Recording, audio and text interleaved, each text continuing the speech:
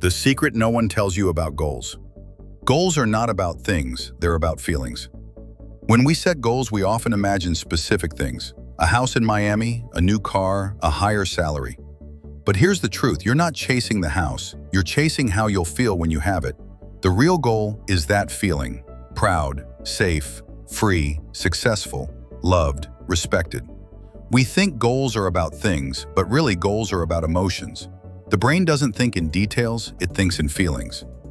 Your brain doesn't get excited by exact numbers or plans. It gets excited by how something feels. That's why people often lose motivation halfway through a goal. They focused on what they want, not why they want it. Yes, specific goals give us direction, but emotions give us energy. The future is unpredictable. No matter how carefully you plan, your life won't go exactly the way you imagine.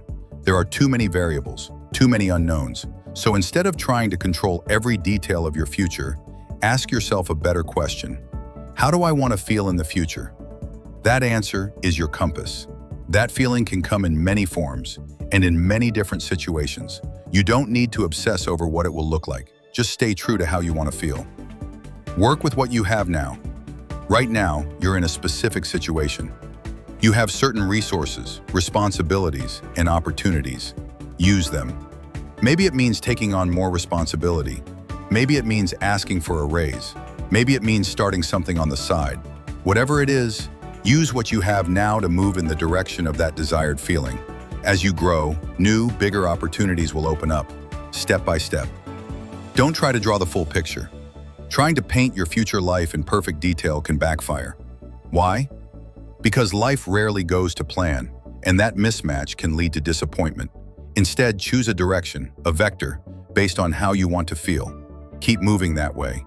And at every step, ask, what can I do today that moves me closer to that feeling? Then go do it. Try this. Often we discover that our goals are really emotional needs we haven't fully named yet.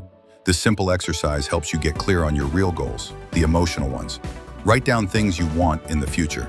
Example, a new car, a bigger home, monthly vacations with family, double the income.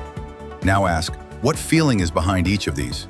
Feeling respected at work? Feeling safe and financially secure? Feeling loved and surrounded by family? Look deeper. Is that feeling more complex than you first thought?